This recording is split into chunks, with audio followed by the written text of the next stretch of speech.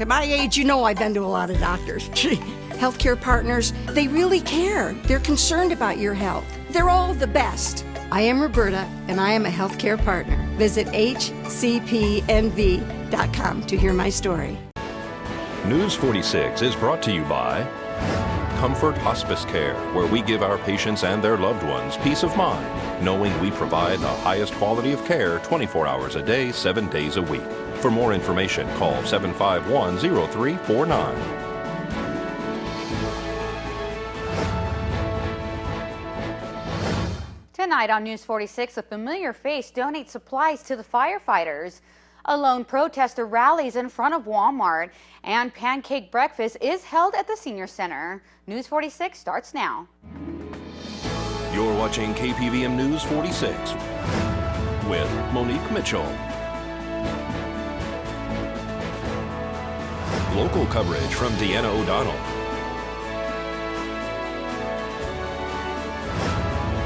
News 46, local coverage you can count on. Good evening. It's Tuesday, July 16, 2013. I'm Monique Mitchell for News 46. Well, Darby O'Donnell gives an update on the Carpenter 1 fire burning near Kyle Canyon on Mount Charleston. A sweeping wildfire that has threatened mountain homes on Mount Charleston is 80% contained, and the fire officials are preparing to let residents return to the neighborhoods evacuated 11 days ago. Crews are working today to snuff out hotspots in Kyle Canyon, where people are due to be allowed back in tomorrow. The area will remain closed to the public until later this week. More than 800 personnel are still working on the 43.6 square mile Carpenter 1 blaze. It was sparked by lightning on July 1st. The spread has stopped with no new injuries reported and no new structures threatened. 2 minor injuries have been reported and 6 structures were destroyed in Prospect Springs. The firefighting effort has cost $16.5 million so far. The active fire edge south of Highway 157 and east of Rainbow continues to slowly back down the mountain. It may take several more days before this section of the line is secured. There is also active fire high above the Cathedral Rock area, where the terrain is too steep for safe access. Spring Mountain Recreation Area is still closed. 27,000 acres is the U.S. Forestry Service, 639 is BLM, and 89 acres is private property. The estimated containment date is still Friday, July 19th. This is Darby O'Donnell for News 46.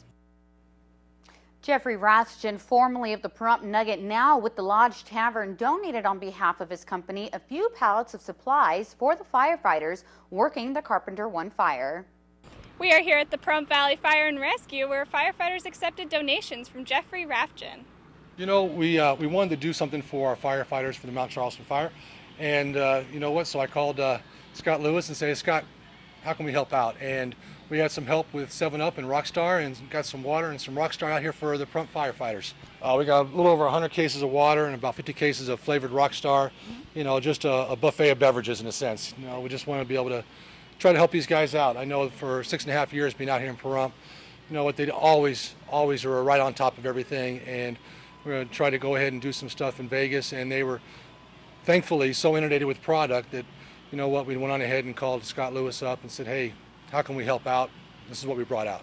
Lieutenant Scott Perry discusses how the donations are impacting the firefighter community. We're going to pass out this water to a lot of people, plus we're going to drink quite a bit of it.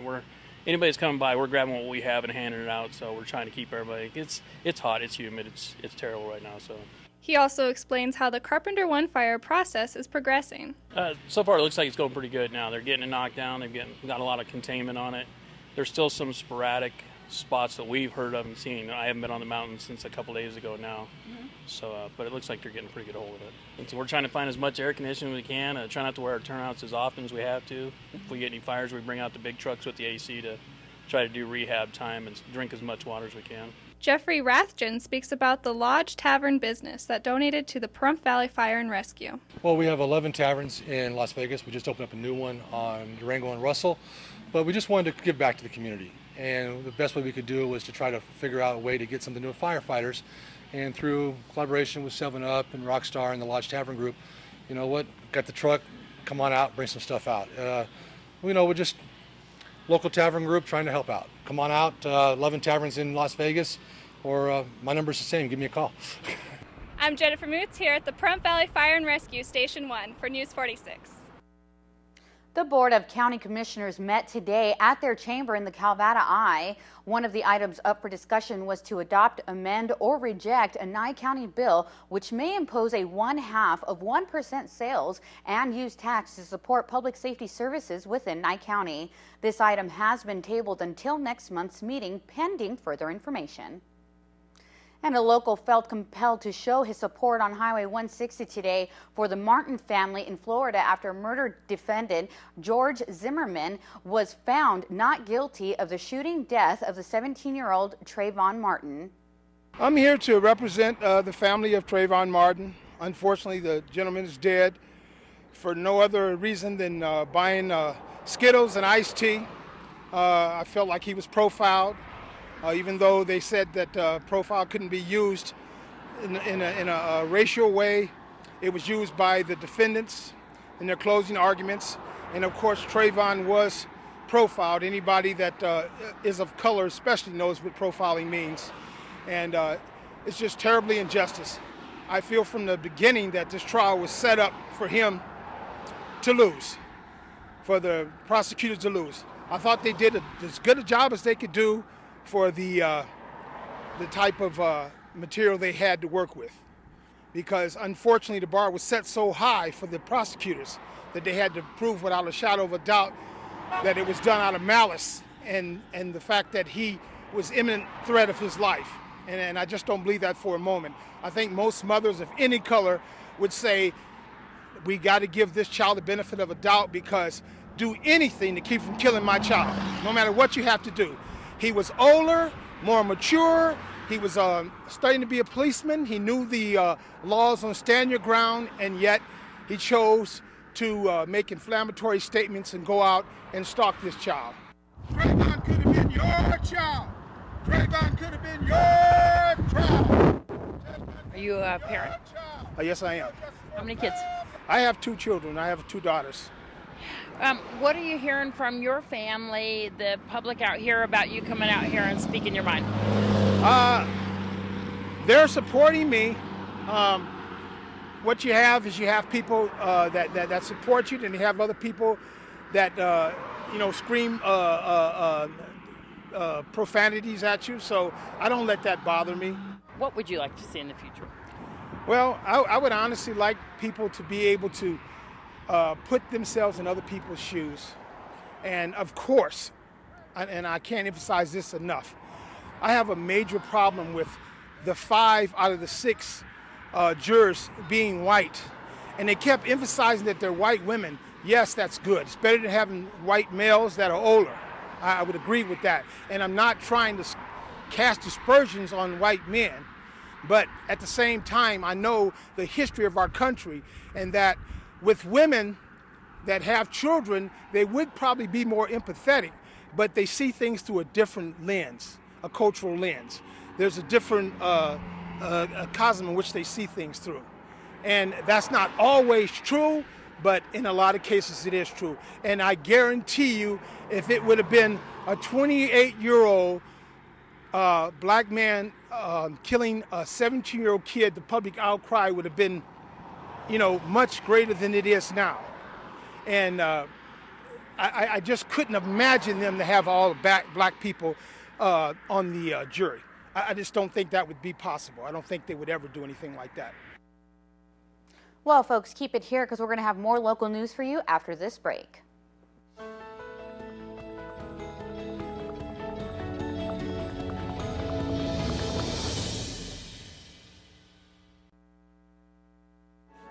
Today's news is brought to you in part by Dr. George Leeks, Pahrumps optometrist since 1990, offering full-spectrum eye care for children and adults. Call today, 727-8300.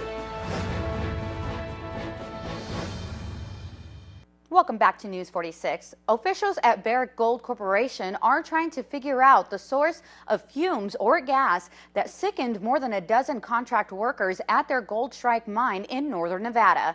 15 contractors working on the expansion of a processing circuit at the gold mine started reporting symptoms of nausea and headaches about 8 a.m. Monday morning. 13 workers were taken by ambulance to the hospital in Elko. They were treated and released shortly after. Federal safety regulations have issued an order closing access to the site, and a full investigation is underway. Well, Infinity Hospice sponsored a pancake breakfast this Saturday morning to benefit the Pahrump Senior Center. We had a pancake breakfast today on Saturday, and it was a great success. Tiffany and Yolanda, our other cook, have just been working their little tails off all morning, but it was really great. Their kids came in and helped. It was a wonderful day. We served probably 120, 140 people, maybe more. Tell me what you guys liked best about the Pahrump Valley Senior Center breakfast today. I like the potatoes. The pancakes. You actually helped cook here today. Tell me about that. It was great. We were busy, and we just stayed busy. It was great. And you yourself, did you eat today here? Yeah, I ate the potatoes and eggs. I don't like pancakes, so I just ate all the potatoes. I spoke to Yolanda a little while ago. Tiffany, tell me, you're a cook here too as well. Why do you decide that the Pahrump Senior Center is a great place to have your services? Because I'm a people person. I love people, and I love the seniors. I used to work in a nursing home back in another state, and I love to cook. Yep. What's this going to benefit? It'll go into our general funding right now, because we can always use it for either Meals on Wheels or just everyday extra foods and whatnot that we have to put out every day. Fuel, I mean, it can go to a lot of things. We have all kinds of expensive stuff at the center.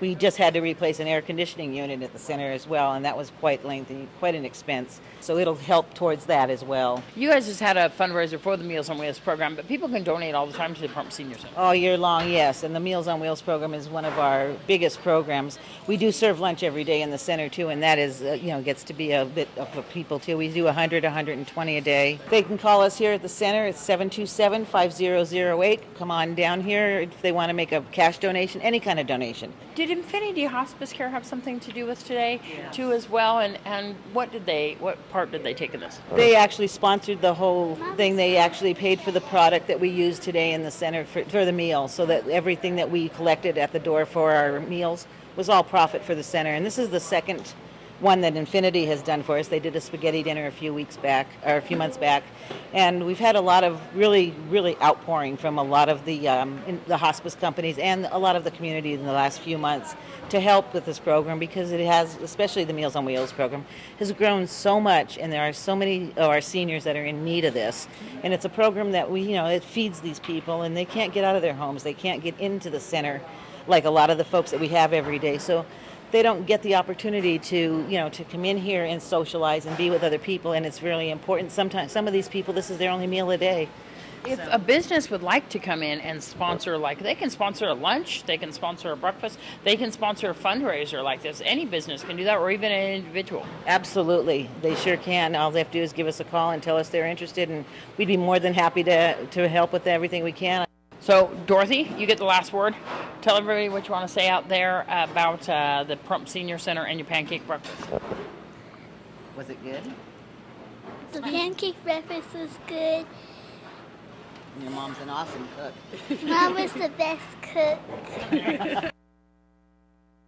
The homicide rate for older children and young adults has hit its lowest point in at least 3 decades. In 2010, the homicide rate for victims ages 10 to 24 was less than half the rate seen in 1993. Experts tied the increase in crime in that time to crack cocaine. Ages 10 to 24 account for about a third of the slaying victims.